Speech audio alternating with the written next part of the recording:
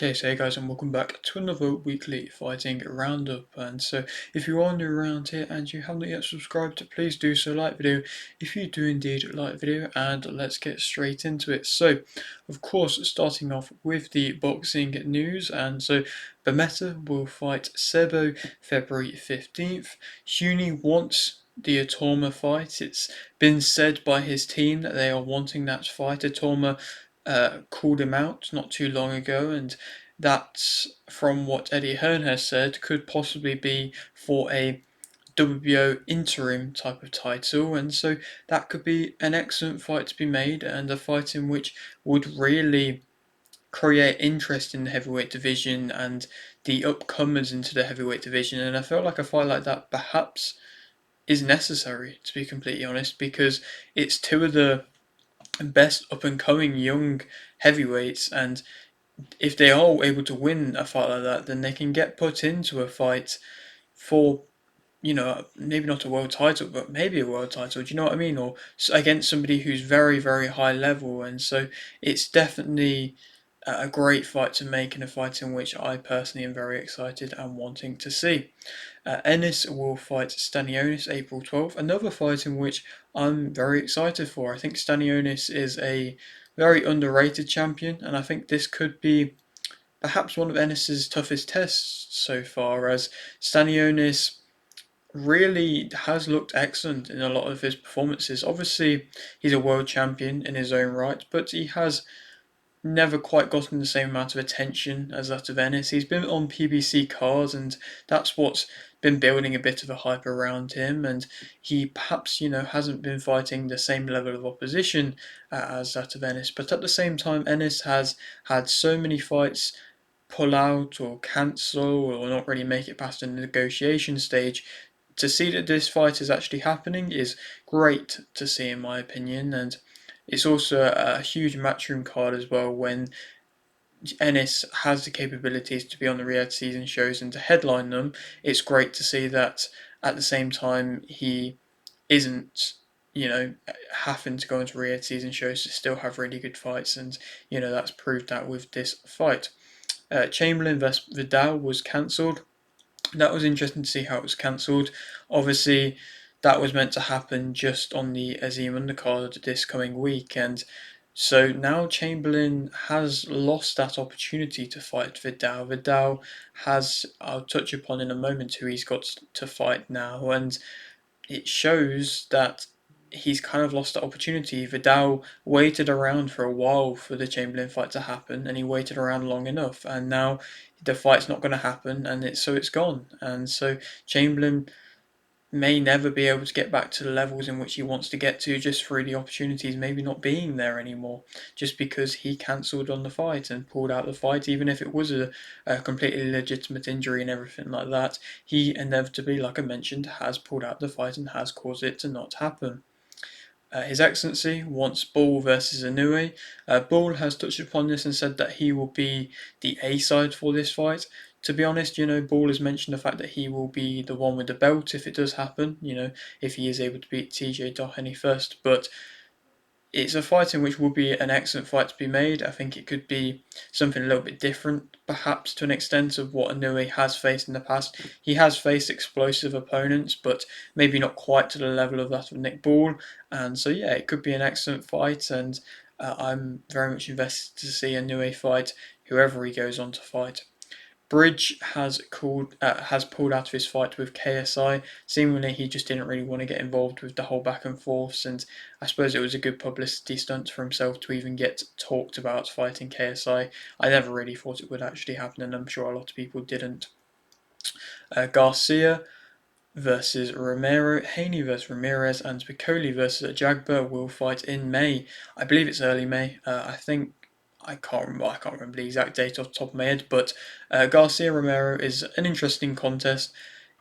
Romero, I don't necessarily know how much he has left to give into the division, and fighting somebody like Garcia, you got to give him the respect. Obviously, he's going to get paid well as a result of it, but yeah, you got to give him the respect to even take an opponent like Garcia after the defeat Romero's coming off, because he did get destroyed versus Pitbull, and I believe has actually gotten a win since then from off the top of my head, but still, yeah, it's going to be very difficult to beat Garcia, and I'm sure, we're not really too sure what weight it'll be at and what mentality Garcia will be coming in, but yeah, it is interesting to see that they are both going to be fighting on the same card, but not against each other, against on paper a bit lesser opponents. Still world level guys to an extent. Romero and Ramirez. Ramirez coming off the loss to Barboza Jr., where he really didn't look amazing. It's just, like I say, interesting to see. They both had a decent amount of time out, Garcia and Haney, and will be even more so by the time that actually gets to May. But I suppose that is to build the hype for the inevitable Garcia versus Haney rematch, in which His Excellency wants in October. But there's been many a times in which we've seen fights like that happen. They've had just them two last matchups, and then one of them loses, and that kind of ends the whole hype. So we'll have to wait and see. They both got to make sure they're not overlooking their respected opponents.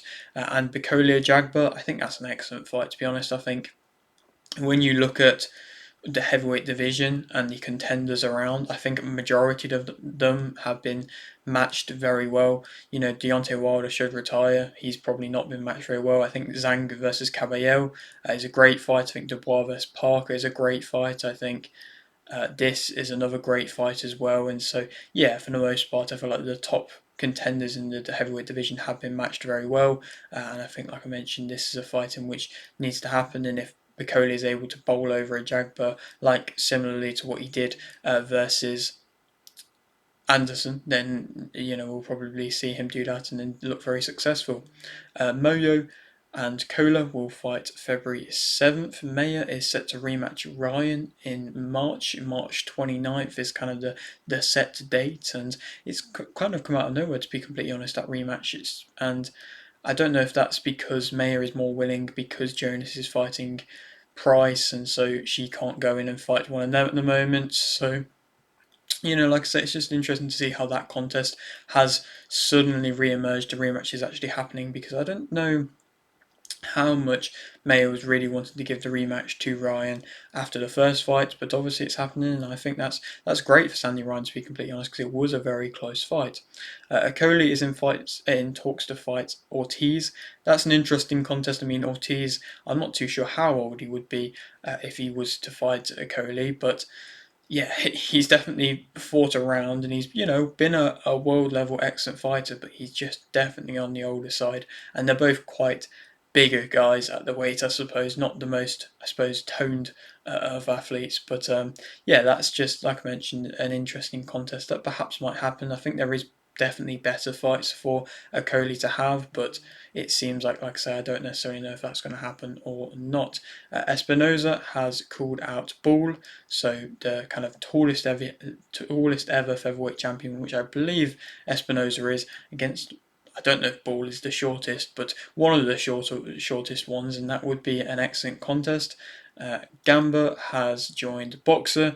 Dubois, Artingstall versus Chapman, and Gamba will fight March 7th, and I think that's adding to the great women's card, which is going to be on the Jonas Price undercard, and Dubois, it's interesting to see that she hasn't gotten the fight versus Terry Harper. You've seen Beatrice Ferreira call out Dubois, and that's a fight in which I've been wanting to see happen a lot, but it's just not really happened, and that would be on one of my dream fights to make. It actually was my dream 2024 on one of them fights, but it just doesn't seem like that's going to happen at the moment, and she's also, like I say, had that kind of back and forth with Terry Harper. Terry Harper's basically said that she's not willing to fight for, I believe, 200k on 7 weeks' notice against someone like Dubois, which I suppose in her position she is going to pick and choose fights as a champion who is on the older side, and it's kind of expected.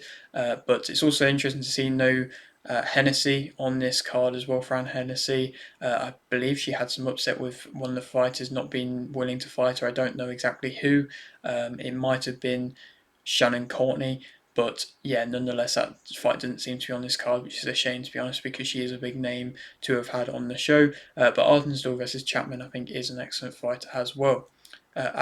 Adegbola has joined Queensbury, yet another Queensbury name. Like I say, every week they're signing somebody. Jones has joined Matchroom. They're signing people as well. They're signing an excellent talent in Jones and seem to be getting some huge level Olympic world talent from all over the place, and Jones is a very big one. Moten will fight Zal Divar February 1st, so obviously that's this weekend on the Morel vs Benavides undercard. Always a great fighter to see on cards at the moment. Moten. Simpson versus Ahorga. And Forrest versus Ignat will fight February 1st. Interesting to see that Simpson is fighting on this show and he isn't fighting against somebody who actually is a creditable name. I respect that they want to keep him active. I have a sneaking suspicion that Azim wasn't selling the best amount of tickets, so they bought in a ticket seller like Simpson to hopefully kind of bolster up the numbers a little bit. I'm not too sure exactly, but I'm probably pretty certain he'll be able to win comfortably. You'd like to hope so. After the first round stoppage in which he had last time out, he obviously didn't take much damage at all, and so it's understandable that he is fighting again so soon. Jarvis versus Thurman and Zarafa versus Basir A will fight March 12th. I think that's a great main event, to be honest. I think Jarvis Thurman is going to be a good fight. Thurman is a former world champion and has had losses in recent times versus top fighters, but Jarvis is coming back and rebuilding after the loss he had versus a top fighter when he got knocked out badly versus Liam Paro. So Jarvis looks completely different at this weight as well. He looks like the time away really did him good, and he didn't look bad in his last fight. I mean, he got the stoppage win and he looked good, but it was against a much lesser opponent. So he's definitely been progressed along quickly to get back to this position again. But for the most part, I'm excited for this matchup. And, it's always interesting to see Thurman when he's speaking, what he has to say. Mbile versus Lele Sajo has gone to purse bids. I think that's a matchup in which probably will end up happening. Tellers versus Williams will fight. Tellers will fight Williams March 1st. Again, that's on the Benavides. No, that's not on the Benavides. That's on the Davis versus Roach Jr. undercard. Lamana versus Charlo was cancelled. Valenzuela versus Russell and Puello versus Martin will fight March 1st again on the Davis undercard. Stacking out nicely, always trying to have as many world title fights or interim world title fights on the undercards of their shows, it seems like at the moment. PBC. Moving on, Fundora is in talks to fight Booker in March. That possibly could even go on to the Davis undercard again, but that would be, I feel like, a good fight. I think Fundora's wasted a few months of his career where he's been at the peak, coming off the Zoo win, to really just wait around for the fight versus Crawford or the fight versus Spence Jr. and for them to both fall out. First of all, it's no real surprise, but it's unfortunate and sad for Fundora, to be honest. And so now he seemingly is moving along, and this next, if he does fight Booker, it won't be anywhere near as big of a payday, and it will be a shame for Fundora because he definitely does deserve one after the wars in which he's been in. But I'm sure, as a champion, it's a great chance to really put out a statement win and still fight a top contender at the same time. Moving on, Yerit Sian will fight February 21st. Zepeda is set to rematch Farmer March 29th. I'm in general quite a big fan of the fact that they aren't just pushing Farmer out the way. Farmer has really earned his dues in the division and has, done the hard fights and taken fights in which he didn't really need to take, but he just had to take them for, I suppose, the financial side of things. And the fact that he put on such a good performance against Zepeda, dropped him as well, it's definitely deserving of a rematch. And the fact that it was for this WBC interim title, I don't necessarily know if the rematch will be or not, but it just does slow Zepeda's momentum down a little bit, but it also shows at the same time he can show his character if he is able to get a much more destructive, convincing victory out of this rematch as Zepeda. Usian has joined the vote. Boxing, Richards versus McCrory, Walker versus Woodstock, and Bowen versus Carr will fight March 1st. Lopez has signed a management to deal with Connolly, so I don't necessarily know if he is actually going to be leaving Top Rank or if he has left Top Rank or not, but at least he has a new management deal, so his career will be going somewhere at some point. You'd like to hope soon, whoever that may be. We're not really too sure as of yet. Till has rumored a fight with Paul. I think that would be an excellent fight. It would be a really big fight. Maybe not quite the levels of Paul versus Tyson, but I think Paul is in a position at the moment where who can he really fight to be able to reach that kind of level of caliber again? But I think for the reputation of his boxing skill, win versus Till after Till's performance last time out definitely could do him good. But also at the same time, it seems like most valuable promotions have kind of shut that down and said that that isn't going to happen. But the Till Paul fight at Anfield would be a huge event for UK fighting to have it at Anfield. Smith has joined Matchroom, so he's rejoined back with Matchroom, and that's great to see. Of course, I'll touch upon his announcement in just a moment. Like I mentioned before, Ferreira has called out Dubois. Rodriguez is set to fight in May. Conlan has joined Wasserman. Conlan versus Khan. Welland versus Lubanja, and O'Meara will fight March 7th. It's interesting to see that Mick Conlan is back.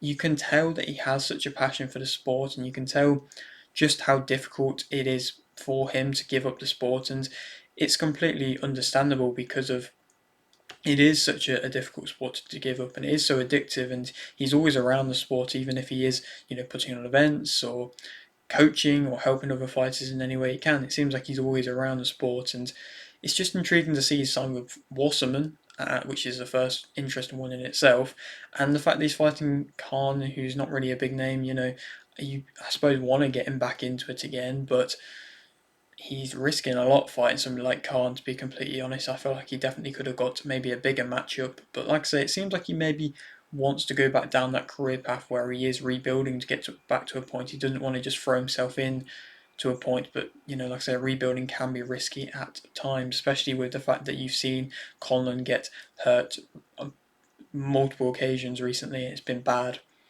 Narei won via split decision versus Watambi. Momachi won via majority decision versus Hirano to remain Japanese super bantamweight champion. Sasaki won via unanimous decision versus Sakai to remain Oriental and Pacific. And WBO Asia Pacific welterweight champion. Takada won via split decision versus Kobayashi to become WBO Asia Pacific minimum weight champion. Inoue won via KO in round 4 versus Kim to remain IBF, WBC, WBO, and WBA World Super Bantamweight Champion. And to touch upon, that main event, that excellent performance. Like I mentioned before, though, the cards for Inoue never really seem to be the most stacked to the undercards, to be completely honest, but it seems like Inoue doesn't need that put on a show. Even against an opponent versus Kim, who was coming in on short notice, nobody really knew who he was, and nobody was really expecting too much. He still just found a way to be entertaining and put on an excellent show, and that's just through his pure dominating skills. That's the performances you want to see against. When opponents come in short notice and you don't really know what to expect, and you don't want them to be overlooking, you don't want the main fighter to be overlooking them. I know he didn't do that at all. He played with them a little bit and had fun, but inevitably he just showed his skill, how much better it was. And I got my prediction pretty much bang on. I mean, I said Inoue would win via stoppage in round 5. It was round 4. Kim, I said would get frustrated and probably start doing things that would go badly for him. When he invited Inoue to come forwards and invited the punches, as soon as he did that, Inoue just shut him down straight away. He wasn't going to have that at all, and you got to just kind of respect that. You got to respect how good he is, and you got to realize he can just literally turn your lights off at any moment. You hear the commentators say that about a lot of fighters, but not many fighters will back it up like that. As soon as their opponent says, "Come, keep going, keep trying to hit me, I want more," just as soon as that happened, he switched out Kim's lights, and it was just crazy to see, to be completely honest. And another excellent performance, obviously against a lesser opponent, but just a standout, clear, excellent performance. And now he moves on, maybe to Goodman, maybe to Akhmadaliev. I'm not too sure. Eddie Hearn has slated Inoue's record, to be completely honest, and it's bad to see that he's so, I suppose, frustrated with that kind of things. Of course, Eddie Hearn's going to back his fighter and everything like that, but Inoue's record is an amazing record, and the names in which he fought have been the best around, really. I mean, Tapales beat Akhmadaliev, so he fought Tapales. If it was the other way around, I'm sure he would have fought Akhmadaliev. He's also fought the likes of Stephen Fulton as well, an excellent name. And you also look at Paul Butler as well, which was a great name at the time. Danair at the time as well, great name, and he went and avenged that because the first fight was close. He's fought some excellent guys, Luis Neri as well, another great name. He has fought some excellent guys. His record is amazing, and you've got to give him that credit. And hopefully we'll see him carry on. Will it be going up to featherweight next? We'll have to wait and see. Moving on, Saito won via decision versus Yamamoto. Yamashita won via split decision versus Furukawa to become Japanese bantamweight champion. Barlow won via unanimous decision versus Machara to become Japanese minimum weight champion. Munetoshi won via unanimous decision versus Ugawa to remain WBO Asian Pacific atomweight champion. Kano won via unanimous decision versus Yoshida to remain Oriental and Pacific atomweight champion. Kuroki won via unanimous decision versus Seo to become WBA World Minimum Weight Champion. I apologise for not doing a prediction for this fight. Normally I try and do pretty much every world title fight, and this one just kind of slipped through the ropes a little bit. And Kuroki, I didn't think she was kind of the next in line for the WBA title. She had recently fought for a title and lost, and I didn't even realise that she moved into the minimum weight division. I believe she was coming up from the atom weight one, I might be wrong, but she then went and fought for the vacant title, which of course was Estrada's. And so again, like I've touched upon it before in previous videos, them titles are getting moved along very quickly, and I feel like somebody like a Valle could get a lot of easy matchups quite quickly against champions to be able to easily become undisputed, because Kuroki has, like I said, been beaten badly against top level fighters, but Seo just wasn't able to be that kind of level. So I definitely feel like Valle should be looking at these fights and taking names, to be completely honest. But I don't really know what's happening next with Valle's career. She hasn't really seemingly said too much. I haven't seen much rumoured as of recent. Smith will fight March 7th. Eubank Jr. versus Ben. Yard versus Arthur. 3. Smith versus McKenna. Billum Smith versus Glanton. And Riley versus Clark will fight April 26th. And it's a excellent show. It's going to be at the Tottenham Hotspur Stadium, and it's great to see that it's actually going to happen. It's about time that it's going to happen, to be completely honest, because we have been waiting so long to see that Ben is going to fight Eubank Jr. There's been so many talks, there's been so many back and forths, there's been so many contractual fallouts, and of course the whole thing that happened with Ben as well, which, to be fair, we've not really had too much of actual clarification as to what happened and everything like that. We've just been told that he's not guilty, and we've had to just believe it. But still, we have this fight now, and we're both, I'm sure, as fans, we're all so excited for it, and that's gonna be an excellent, huge event, and it's great to see that it's going to be in England. And then you also look at the card as well. Yard versus Arthur is an interesting one. I mean, Yard left, what was it, Queensbury, to then go and just have another fight with Lyndon Arthur again, which I don't really know if his crew was kind of propelled into that, but also at the same time, the light heavyweight division is kind of all a bit held up at the moment, so I'm sure it will be a good fight. Smith versus McKenna, I think, is going to be an excellent fight. I think Aaron McKenna is going to be a very tough test for Liam Smith, and Liam Smith's going to have to look much more improved than what he did in that fight versus Chris Eubank Jr.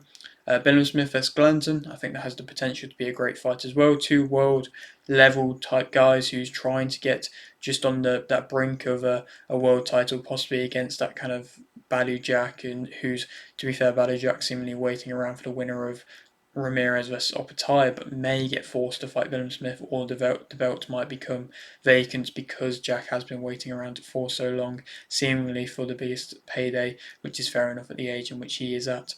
And Riley versus Clark, like I touched upon before, Chamberlain, I believe, has lost his opportunity. Obviously, Clark is coming off a loss, but at a European level. It was quite surprising to see that this matchup was announced when I heard it was, because, Matchroom working with Boxer, but reality isn't involved, so I suppose that makes it all different. But Clark is going to be a tough test for Riley, and so it's going to be interesting to see how he fares. And he will, if he wins this, definitely move along past the likes of an Isaac Chamberlain. So yeah, that fight definitely isn't going to happen unless perhaps Riley does lose. Moving on, Fury is in talks to fight Floyd, which is an interesting thing. I don't even know, I can't remember all the details, but I believe Floyd's 12-0. He's an Australian or Asian former gang member leader, and Tommy Fury's in talks to fight him. Why? I have no real idea. Perhaps because Floyd is 12-0, he is wanting to get back down the actual route of winning fights again. He's realised that he isn't getting, or he is pulling out of the matchups against these misfits and influencers and crossover type fights. So maybe he does want to try go back down the route of actual proper boxing again. I'm not too sure, but it's in talks, and I don't know where the talks have started from, but that's just what I've heard. Kambosos Jr., Nicholson, Johnson and Teramawana will fight March 22nd. I think that is great to see that the Australian fighters are getting put on so much notice. I think there is so much good talent in Australian boxing, and I think at the same time, Matchroom are really flexing their guns and saying we have this talent here and we can just utilize it and show it off at any point. And yeah, when you look, Kambosos Jr. obviously isn't on the best of runs, and it will be interesting to see who they put him in against. I would love to see a Maxi Hughes rematch, but I just don't know if I will see that happening. Nicholson is on a great run and has been looking a dominant champion. It seems like she'll be fighting, I believe it's Brown or yeah, I think her name's Brown. I can't remember, but yeah, she's gonna have a tough matchup there. Johnson, will that be against a Hughes rematch? We'll have to wait and see. And Terra Moana has been looking excellent on the tear that he's been on so far, progressing through. Moving on now, Griffiths won via KO in round 2 versus Mizuura. Fuentes won via unanimous decision versus Badillo. Flores won via KO in round 2 versus Ramirez. Sanchez won via unanimous decision versus Brown. Pantham won via unanimous decision versus Pettis. Priest won via unanimous decision versus Howard. Chibu versus Evo Pat. Ant versus Glitzy. Vex Bolts versus Sweater. Kinko versus Melt. Taz Too Smooth versus 66NO66 66NO60, Denigrate versus Arif, and Snarge versus Badge will fight February 1st. I just thought I'd touch upon it. I won't do a prediction for this or anything. It's Adrian Ross is getting involved in a influencer card and with Kick, and it's interesting to see that Denigrate Reef's on the card, and that's just the main thing in which I wanted to touch upon. Does that mean that Denigrate may be going away from Misfits? Does that mean that there's another competitor to Misfits now? We'll have to wait and see. All the other ones have seemingly kind of fallen so far, so we'll just kind of follow along with it. Hearn wants Barrett versus Ford. I think that has the makings to be an excellent fight. Of course, Barrett has to win his fight that he's got coming up. But yeah, like I mentioned, that has the capabilities to be an excellent fight. Gallagher versus Jones was cancelled. Sandstrom will fight March 12th. Williams versus Volney and Jones will fight March 15th. Dewberry won via points versus Castano. Udin won via points versus Grafaioli. Suleiman won via points versus Arce. Scotney won via unanimous decision versus Motu to become IBF, IBO, and WBO World Super Bantamweight Champion. Walker won via TKO in round 11 versus Scarf to become British and Commonwealth Welterweight Champion. Smith won via TKO in round 1 versus Awiza to become EBU European and WBC Silver Champion. Super lightweight champion. And to speak a bit more about this card, Scotney, I got my prediction wrong for this one. I believe it's the only one prediction I got wrong this week. But yes, it was perhaps a bit of a different performance than what I expected. I think Scotney showed her movements more superior than what I expected, and I, to be honest, thought she looked much improved in this fight in which she has ever before, and that's what you want to see when the opposition gets tougher. You want to see her getting better, and Motu put it on her. She caused a head clash. You kind of expected that to happen with her aggressive style, and she was definitely aggressive and tried to keep coming forwards, but was shown her actual ability and her actual level in this fight, and Scotney was able to avoid her for most of the time. Scotney won, Miyamoto won a couple of rounds, but wasn't looking quite as destructive as what she has done in the past in some of her fights, Motu. But yeah, an excellent performance, and Scotney went on to then call out Sky Nicholson, which I think is a great matchup, and Sky is kind of waiting for these names to call her out, as she's been chasing so much Amanda Serrano, she's not really had to, look down in her weight and see anybody who's too much of a problem. But if somebody from another weight, in that of Scotney, is willing to go to her weight and fight for her belts, and why not? That would be an excellent fight to be made. But of course, it seems like Scotney wants to try and get the uh, unification fights, undisputed fights first before that, which is what you want to see. They're going down the perfect path. Then you also look at the fight with Walker versus Scarf. Walker, that kind of dramatic win where he just landed that one big shot, and that's kind of defined his career, to be completely honest. Just very dramatic, very last minute, and just doing all he has to do to be able to win however he can do it. And Scarf was dominating the fight and was on road to win clearly. Perhaps we'll see a rematch, but I doubt it, to be honest. And it's a shame because when you are winning so well in something like Scarf, to then lose and lose so badly and perhaps not get another opportunity to be able to avenge that, it is unfortunate for Scarf, and I don't know where that leaves him in his career. But for somebody like Walker, but you probably would say that he's never going to get past this British and Commonwealth level in his career. But for him, he's mentioned how big of a world title type fight this is for him. It was his world title fight, and so yeah, you could see the pure emotion when he was able to get the stoppage. And then of course, Smith, that early TKO in round one. I mean, I don't think it would be quite as easy as that, but he showed Weasel was nowhere near the level of that of Smith.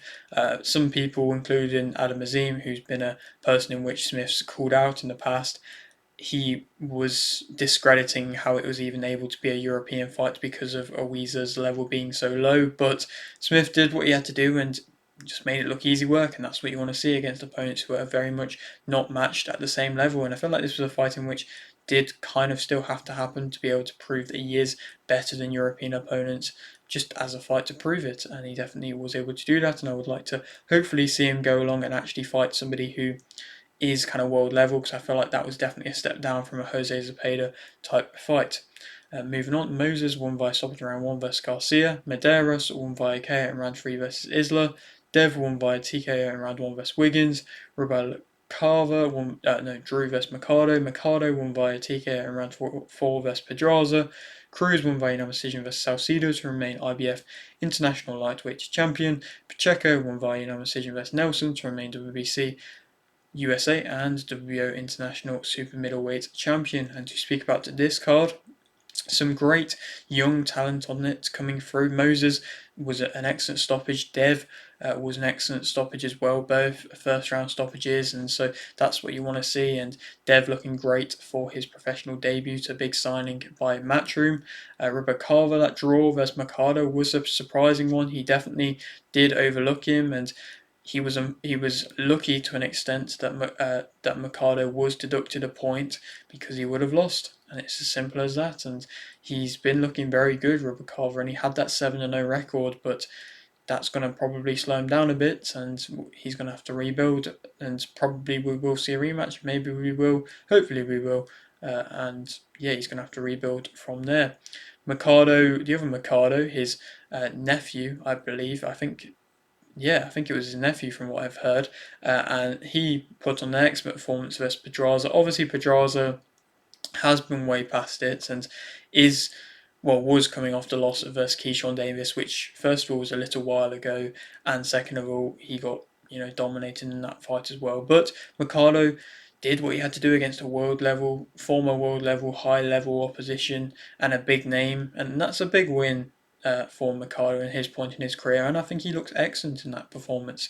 And then Cruz as well. I got my prediction bang on for this one. I said it would be a unanimous decision. I said that Cruz wouldn't be able to just blast him out of there, and it would be, a bit of a tough contest. But I feel like Cruz did perform better than that of what I did think. I think he looked very good as always with his kind of sharpness. He did get caught with the odd shot, but he was able to handle it better than what I did think. And Salcido wasn't able to kind of put it on him the way that he did in his previous fight versus Chris Colbert. And so Cruz, yet again, unanimous decision. I think that's a very big victory and an underrated victory in his career, and it's going to be very intriguing to see how he moves along now. within his first 10 professional fights, he definitely could be fighting for a world title. And then Pacheco, that unanimous decision versus Nelson. I believe I got my prediction right. I think I might have said that he would have stopped him, but still, it was quite a tough contest. Nelson had success. He had success in the earlier rounds, as I said he would. As I said that he probably would come out and try and be quick because Pacheco does normally start slowly. But Pacheco then dominated the middle rounds with, of course, an excellent jab, in which he always has. But he followed up well. I think his defense was a bit more tidier in this performance, dealing with the pressure that Nelson was putting on at times, and inevitably did do enough to be able to win by unanimous decision, even though Nelson came on late and strong into the final round or so. And so now Pacheco moves on again, and some huge fights realistically in the super middleweight division are available, even though that division is looking a bit weaker than it has in the previous few years. There still are some huge fights ready there to be made. Moving on now to the MMA news, Cormier versus Sonnen will coach The Ultimate Fighter 33. Some people are quite frustrated with it, to be honest, because these don't have a rivalry. They're just people that work with the UFC at this point, and obviously are two amazing ex-fighters, but they're not going to bring that kind of same level of entertainment because they do just get along, and it just shows that perhaps The Ultimate Fighter is a little bit dead at this point, and it's not going to have the same kind of moments in which it did used to have. Chandler has called out Sarukian, which will be an interesting fight. I'm not too sure if that would happen. Krylov will fight Reyes April 12th. And then they had the GFL draft results. So I'm just going to basically go through the highlights of it. I'm not going to name every single individual fighter from each team because we'll be here all day. But I'm just going to go through the highlights of it and who I thought was interesting to see in each team. I don't really understand the whole format, and there isn't really too much describing it, so I suppose we're going to have to just go along with it. Some of the names in which are in it, I'm a bit annoyed, and I'm sure lots of fans are a bit annoyed seeing, because they are just much on the older side, and it's a bit dangerous at that point. But to go through some of the big names in it, so we'll start with the New York team: Gunyan, Holm, Gracie, Danis, St. Preux, Belcher, Lee, and Weidman are in that team. Moving on to the Sao Paulo team, Rua, Pitbull, Lima, and Verdum are in that team. Sorry, I'll talk about the New York one. So Holm is an interesting one. She obviously just left the UFC. Danis, just trying to keep as relevant as possible, I suppose. St. Preux, I believe, is on the much older side, but former Pride, a great fighter. Belcher, I believe, BKFC or has fought on Misfits as well. Weidman, of course, as well, just recently retired from the UFC, and he even said himself that he was reluctant to come back, but it seems like now he's back, which is really bad. You don't want to hear that before they're just going to fight. But, then Sao Paulo, that to have Rua come out of retirement when he's 40 something, it's not great to see. I'm not too sure if I'm too much of a fan of that. And then the rest of them, the names in which there aren't too bad. Los Angeles, Mendez, Evans, Northcutt, Mir, Faber, Ferguson, Hall, and Arlovsky. So some high level kind of recognisable names there. Rashad Evans is an interesting name to be coming back. I believe he's also in his 40s. Northcutt is the youngest from what I believe of all the fighters. I might be wrong.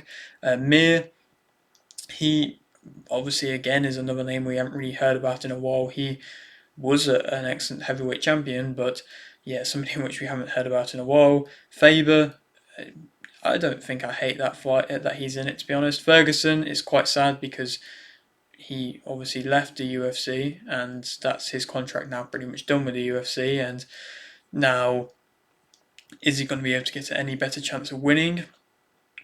We'll have to wait and see, but yeah, he's definitely still got the odds stacked against him, and he really hasn't been looking excellent, but he has the name there. We'll move on now to Miami. So we have Santos, Goldie, Pettis, Despagne, Van Zant, Marias, Stevens, Romero, and Dos Santos. So again, some excellent names there. I mean, Pettis, I still think he's got something to give. He looked good in his boxing fight that he had versus Roy Jones Jr. Obviously, that was a much older Roy Jones, but still, I feel like does have a little bit left to give. Despagne has just come off a great win in Karate Combat. Van Zant is still, keeping active in pretty much every single promotion in which he can fight in. Stevens is coming off an excellent victory in BKFC, which, to be fair, I'm surprised that he signed with GFL are willing to fight with him, because he has so much momentum now going with him, in which I'll touch upon in just a moment with BKFC. Romero coming off that great dirty boxing win, so he still has a bit of life left in him. That's just the main thing in which I'm talking about. And Dos Santos, a name in which we haven't again heard about in a while. Moving on to the London group, in which, to be fair, they've only got realistically two big names in being Gustafsson and Henderson, two non-London fighters. I don't even know why they're cities or anything like that, but Gustafsson obviously had his one moment versus Jones, in which he then got shut down in the next fight, and Henderson, of course, a former champion back about 10 years ago now, and has had multiple stints elsewhere, fought in the PFL and the Bellator as well, and yeah, he's not always really looked too good in recent times. Moving on to Dubai, Woodley, Brunson, and Rockhold. Some interesting names there. I mean, Rockhold had that win in Karate Combat, which was a good win, but then he's also lost in BKFC not too long ago. Brunson was very much trickling down the middleweight division and inevitably, I believe, retired, but I think he's come out of retirement. I might be wrong. Woodley has come out of retirement, former, of course, great welterweight champion, but then he went on and maybe didn't get exposed, but definitely got highlight reeled by Jake Paul. So yeah, inevitably this is going to be interesting to see how it all works out. There could be some really bad injuries, in which I'm really against, because of the age in which some of the fighters in which are fighting are, but I suppose we will have to wait and see. And I just want to get some more information as well. There really isn't too much information on it. Moving on, Vittori will fight Delizzi March 15th. Rothwell won by KO in round 1 versus Terrell to become BKFC heavyweight champion. And Stevens won by stoppage in round 3 versus Alvarez. Great stoppage by Rothwell. He's always interesting post-fight press conferences. He is an intriguing personality, but I got my prediction bang on for Stevens. Actually, no, I think it was a unanimous decision I said would happen, but still, Stevens having so much power in the division and looking excellent in BKFC. I feel like he's definitely found his home there, and I just didn't think that the style of Alvarez would be able to cause enough problems for Stevens. His speed was causing him issues, but he just didn't have the power to back it up, and Stevens just had to land a couple huge shots, and he fractured his jaw, or cracked his jaw, of that of Alvarez. And so yeah, an excellent victory. Then he's that whole squaring off with McGregor, which was, I suppose, entertaining, but I do kind of doubt that that fight will ever happen. And then the Magomedov won by majority decision versus Hughes to remain Bellator lightweight champion. And I'm saving my fighter of the week for this fight. I'm going to give it to Hughes.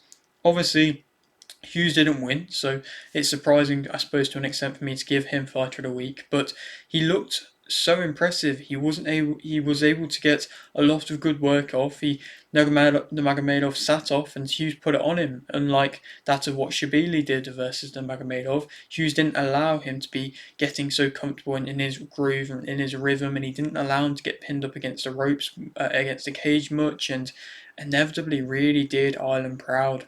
And Magomedov was very close to be able to get the victory, and you can tell it was close because he has gone on to kind of say that Hughes will need 3 to 4 more fights minimum before he's even given another title shot against the Magomedov, and so straight away he's gone to be really defensive with that, and so the Magomedovs perhaps aren't looking quite as dominant in which they have been at the moment. He still puts out a very good performance, Usman, but Hughes definitely highlighted some weaknesses in his game, and I just don't know mentally how much he's as disciplined as the other ones, Usman's, compared to, like I said, the Magomedovs, and including, Islam Makhachev as well. And so, yeah, that's just an interesting thing I wanted to touch upon. But yeah, in my opinion, Hughes, fighter of the week, doing Ireland proud, surprisingly odds of even being able to be close in a fight versus Nurmagomedov.